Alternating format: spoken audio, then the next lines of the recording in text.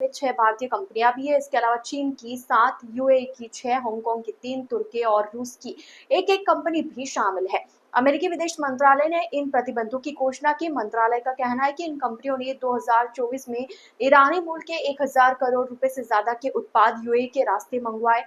Iran इस पैसे को न्यूक्लियर प्रोग्राम में बढ़ा रहा है और आतंकी फंडिंग भी कर रहा है।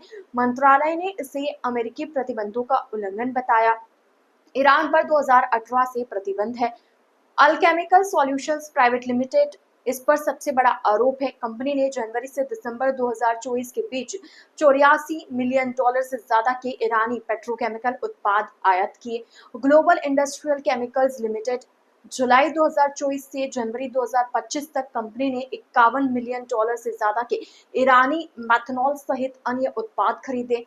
जुपिटर डाइकैम प्राइवेट लिमिटेड इसी अवधि में इस कंपनी ने टॉल्यून समेत ईरानी उत्पादों का करीब $49 मिलियन का आयात किया।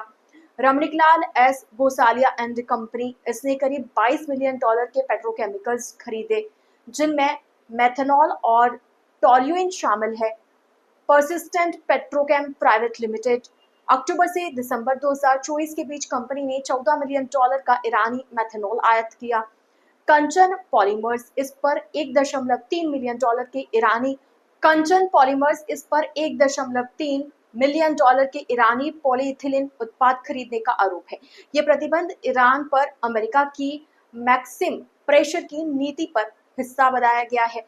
अमेरिका का दावा है कि ईरान अपने तेल और पेट्रोकेमिकल उत्पादों की बिक्री से जो आमदनी करता है उसका इस्तेमाल मध्य पूर्व में अस्थिरता फैलाने और आतंकी संगठनों को समर्थन देने में करता है।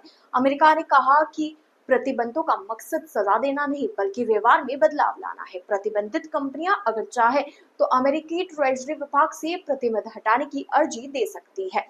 इस कार्रवाई में भारत के अलावा तुर्की, चीन, यूएई और इंडोनेशिया की कुछ कंपनियों को भी निशाना बनाया गया है। अमेरिका के मुताबिक ये कंपनियां ईरान के तेल व्यापार में सहयोग कर रही थी। इन कंपनियों की अमेरिका में मौजूद सभी संपत्तियों और अमेरिकी नागरिकों कंपनियों के साथ इनके लेन देन को तुरंत फ्रीज कर दिया गया है। कोई अमेरिकी व्यक्ति या कंपनी इन प्रतिबंधित कंपनियों के साथ व्यापार नहीं कर सकता। इसके अलावा इन कंपनियों की जिन दूसरी कंपनियों में हिस्सेदारी 50% से अधिक है वे भी इन प्रतिबंधों के दायरे में आ जाएंगी। अमेरिका ने इस साल दूसरी बार भारतीय कंपनियों पर प्रतिबंध लगाया है। इससे पहले इस साल फरवरी में भी उसने भारत की 4 कंपनियों को बैन किया था।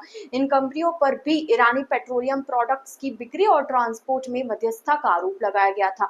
अमेरिका के मुताबिक इन कंपनियों की मदद से ईरान के ऑयल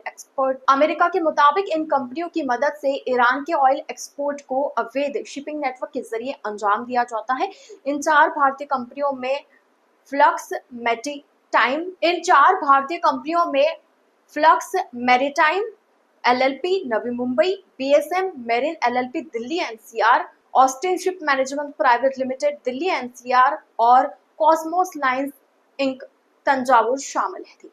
इन 4 कंपनियों में से 3 पर ईरानी ऑयल और पेट्रोलियम प्रोडक्ट्स के ट्रांसपोर्ट में शामिल जहाजों के कॉमर्शियल और टेक्निकल मैनेजमेंट की वजह से बैन लगाया गया, जबकि कॉस्मोस लाइंस को ईरानी पेट्रोलियम के ट्रांसपोर्ट में शामिल होने की वजह से बैन किया।